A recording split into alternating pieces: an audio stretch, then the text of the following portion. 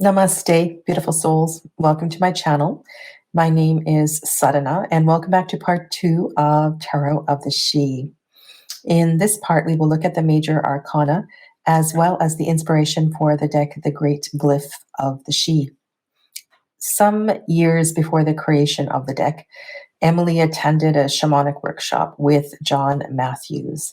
And it was at that workshop that he encouraged the students to use the Great Glyph of the She as a pathway for connecting with the She, for journeying.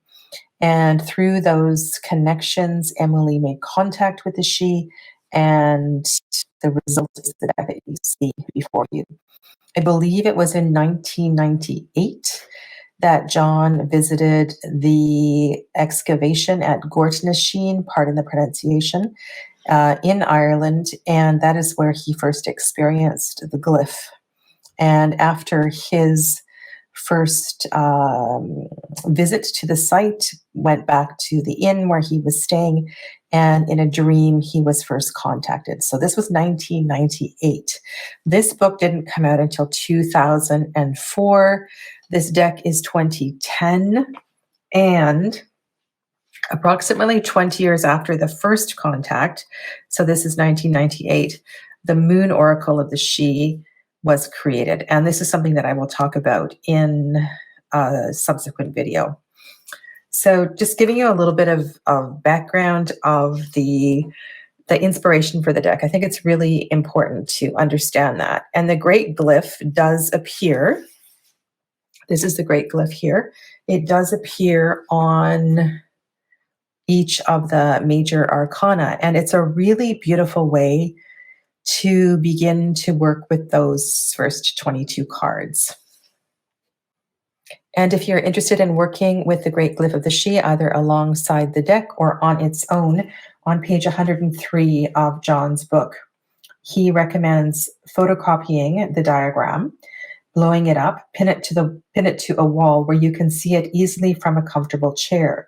If you desire, you might light 2 candles, placing one on either side of the picture. Then, seating yourself in your chair, study the glyph for a while, allowing it to sink into your mind while stilling your thoughts. When you feel ready and sufficiently relaxed, close your eyes and follow wherever the glyph leads. This may take you a few attempts before you get anything, but persevere, especially if you are unused to meditation. It's a good idea to have a pen and paper ready to write down anything that comes to you. It is also worthwhile stating here that whatever you see or hear may bear little resemblance to my own communications. My understanding of the She's words give me to believe that each and every person perceives and understands things differently. So if you find yourself speaking to a being who looks and sounds differently from the being described by me, don't think this is an indication of failure. Keep working with the images that arise and follow where they lead. In the major arcana, I have found that focusing on the glyph really is the easiest way into understanding and trusting your intuition and whatever needs to arise in each of the cards to come through. Find the glyph and then grow from there. Everything I said about the minors applies to this as well too. So do pay attention to the elements, the weather, the facings, the little details, the repetitive symbols and shapes, because all of that is very much part of the major arcana as well too. But the Great Glyph is unique to the majors. So there's a reason that you need to pay attention to it. And it might take you on a different journey than you are familiar with the majors. Emily's done a beautiful job with the poetry in the guidebook. So read the poetry, read the artistic descriptions, and then let it go. Slightly blur your vision and just trust that the message that comes off the cards is what needs to come off the cards. The Great Glyph in the Fool card is at the heart space. It's so beautiful. I just feel his trust and innocence and the purity in the heart space. And I love that she talks about the left foot facing straight forward and the Fool moving from his lunar side. It's just really beautiful. In a magician card, you might never talk about voice, truth, authenticity. That might not be something that's ever come up in a magician. But with the glyph here, you need to think about that, because why the glyph is circulating here is not arbitrary.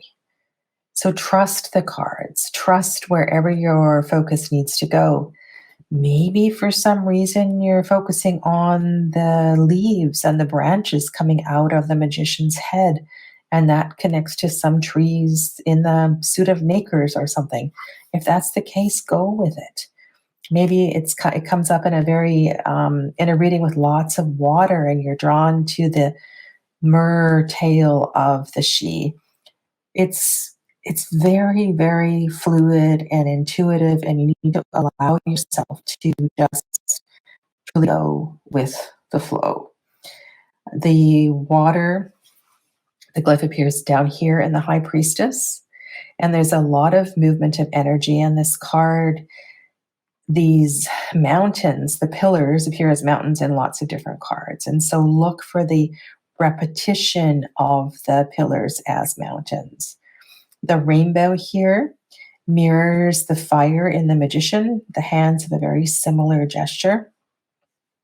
In the Empress and Emperor, they are facing each other. So should they come up in a reading, you could look to see if they're back to back or if they are facing each other.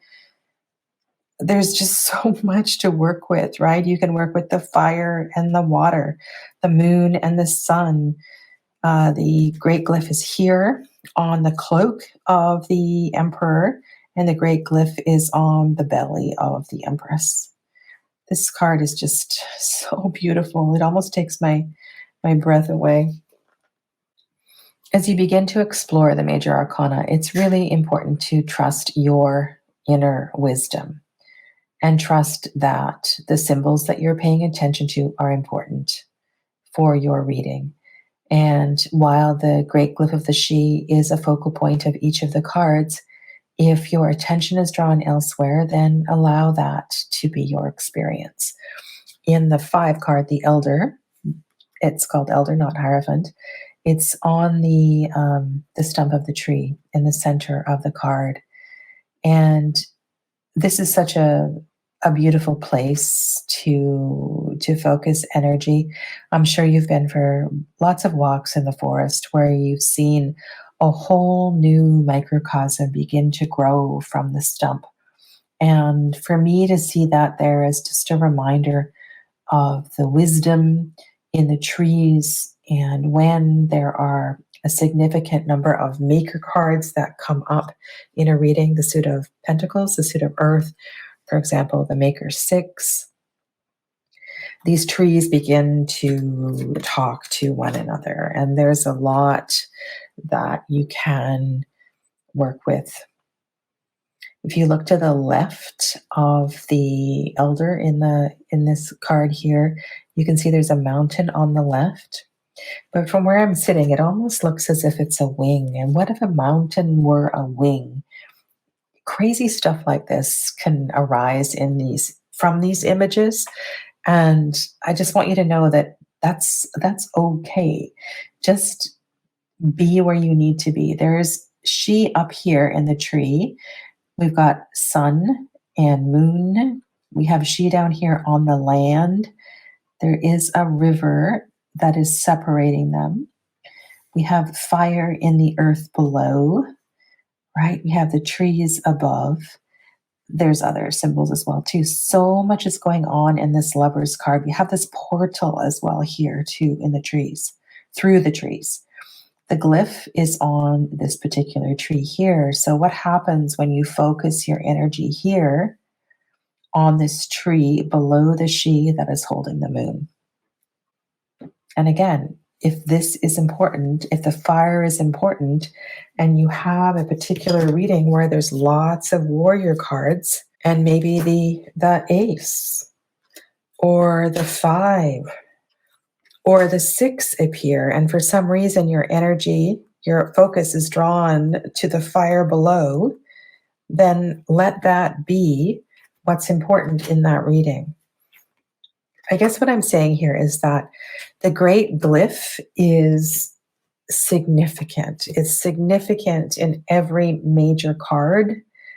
And there's also a myriad of other things you can work with. What I was saying with this mountain looking like a wing, if you look here on the wings of the horse, right, it could also be a mountain. And sometimes a mountain is a mountain, sometimes a mountain's a pillar, sometimes a mountain's a wing. These are symbols that connect us to universal consciousness. They are not three-dimensional objects that have a single truth.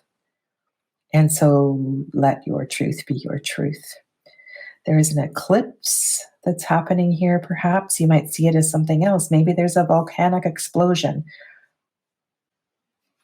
To me, anytime I see an eclipse in a card, it really intensifies the energy. Just the body language of the she, the relaxed nature of the legs over the horse. It just feels like a card of trust. Finally moving forward. And like in the Fool card, the glyph is on the breastplate of the horse, right? So there's something about the heart space in the Chariot card. Justice is number 8. And like the High Priestess, both Justice and the Hermit, the glyph is in the water. And the she are facing towards the glyph. So here, the she is connected equally between the solar and the lunar energy. You see that reflected as well too in the mountains or the waves, whatever they need to be. And here, the hermit, she is facing towards the glyph as well too. Really unique interpretation with the hermit being in a boat. The hermit's hand is pointing in the direction where I'm assuming the seeker needs to move or would benefit from moving to. There's a reason to move towards the island, towards this space, perhaps of isolation for a period of time. And again, I like to look at the colors of the suns and the moons. It does help to give you another layer to add to your reading. There's no shortage of symbols and seasons and weather and cues to use in the Wheel of Fortune. The glyph is cleverly hidden here on the side of the wheel. Strength is number 11, and here the she is riding a dragon. To me, this card speaks closely to the king cards. You see the dragon in most of the king cards. In the Hanged Man, this is a really unusual perspective, and it may shift for you what you actually see here, but I see the she up at the canopy of the forest, top of the trees, and this as a connection to air, perhaps a connection to ether, very, very high kind of chakra energy. It feels like a big transformation card for me. If you like to work with the energy of color, I really love the purples in this deck. And I find if you get a reading that has a lot of the intensity of the purples, there's always some special spiritual message that comes through. Another thing for me that I look to are the gateways. So not only using the glyph as a gateway, as a pathway itself, but also the stones. And you can see here in the death card, we have the entrance to the tomb, which is very similar to, this is the Warrior 3, this shape as well here. Down underneath the Angel in Temperance, we have another gateway right here between the standing stones, and that archway is created by the flames from the sun, which is very similar to the shape that you see here in the Warrior 4. And so by allowing my eyes to move from one gateway to the next, guides how I reveal, how I share, how I weave the story of the reading for the seeker. For those of you that don't have the guidebook, I'm going to share a little bit of the poetry of the major arcana. 15 Pan. Sweet, sweet nectar I offer you, all the primal longings of nature. I am your lust and your fulfillment. I am the indulgence of desire. I am the ecstasy of abandon and the thrill of the dance. Lose yourself in me for a while, and we will dance the spiral path in a giddy chase of earthly passion. I will hold you fast, yet set you free from all those concrete walls and boundaries you weave around yourself. I am the music of the wild forest, the drum of your pounding heart. My blood will ever pulse within your veins, for we are all divine and wild beasts beneath. Dance with me. I will release you. I will pleasure you. I will enchant you. Drink with me that you may forget why you refused before. I am the spirit of dance. I am the Lord of the wild. Indulge and release me. Join me and pass the gates of your desire. And in this card, the great glyph appears at the third eye, which is a perfect place for this card. This is our place of discernment, our place of discernment where we decide where the joy, the pleasure, the dance, the drink, and the lust is just the perfect amount. 16, the Tower, is an interesting reflection, the shape, anyway, of the Chariot. A real sense of breaking through in this card. And I love the shattered mask. So cleverly done here. In 17, the Star, we're being offered a single flame, offered a light, a connection to source. This could be an offering. It could be a calling. We also see a hand over here in the Sun card beckoning us to join the dance, to join the circle, to come to the island, to come to our Avalon.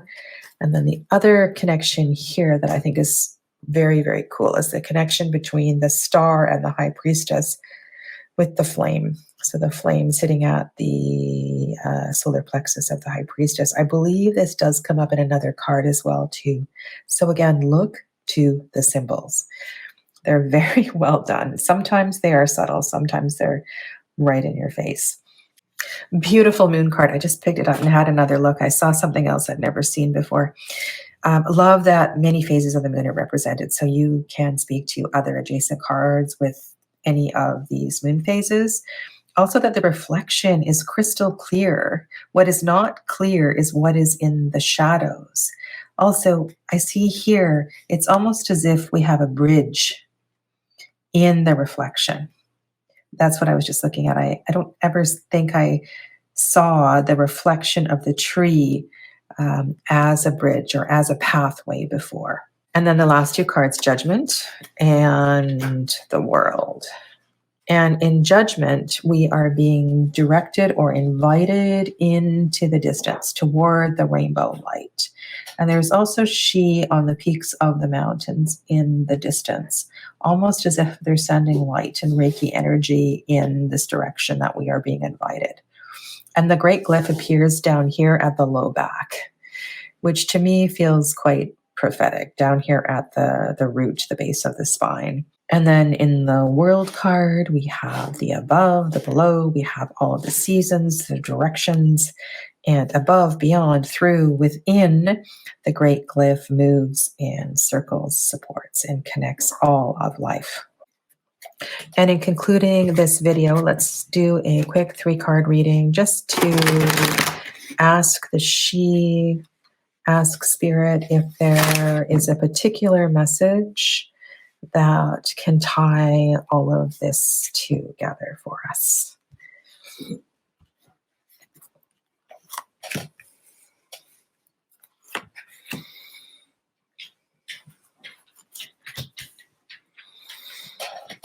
Okay. Maker Princess, gift of creativity, strength. That's very interesting. And the Emperor. Can you feel the heat of all that fire? I feel a battle. I feel a battle ensuing between the she on the dragon and the Emperor who is facing the fire of the dragon. And the glyph is between the dragon and the Emperor. It's like the transformation, what needs to be burned through. Oh, it's like I hear a drum. I hear the march of soldiers. This is big. This is so close to being released, but there's this final step, this final stage of burning through a trauma, burning through a memory, a pattern. It's a lot. It's a lot of fire. And this reminds me, this connects deeply to the different readings I've had over the past week through my 7 Days of Compassion series. And it was in the Hush Tarot, in the Six of Wands, I believe, there was on a banner, there was an inscription, I do not have fear, je n'ai pas peur, I'm not afraid. And so it's almost as if I feel that same kind of energy. I am not afraid to move through this 2 major arcana cards. This feels huge, very, very big. And so the she, I feel, are in support of, it's like they don't want this to hang over us any longer. And then over on the far side, it's almost as if the Maker Princess is the witness. She is witnessing the battle. She is witnessing the transformation of the battle between strength and the Emperor. She's waiting for this transformation to happen. This transformation needs to happen before the metaphorical baby is birthed. And so for clarification, I'm going to draw a card from the Moon Oracle of the She, just to see if we can get a little deeper into this transformation. Okay. Number 4. Number 4. I'm going to read from the guidebook for you. Ask yourself why you would seek to enter the other world. What does it mean to you? Many come here seeking wisdom but do not find it. Many go away filled with sorrow or anger because they feel they have been poorly treated. We attend to all who seek when we can, but we cannot speak to all. Ask yourself, what do you seek here? What is the path you are following? I feel we need to get really clear within ourselves what this transformation is before the She will speak to us. We need to find a way to clear the path. And perhaps this fire, this battle, if we allow this to happen, if we allow this energy to be released, we'll clear a pathway through here. Thank you for joining me today. I would love to carry on this conversation in the comments below, either about the reading, working with the deck in general, or journeying with the great glyph of the She. Stay well, my friends. Namaste.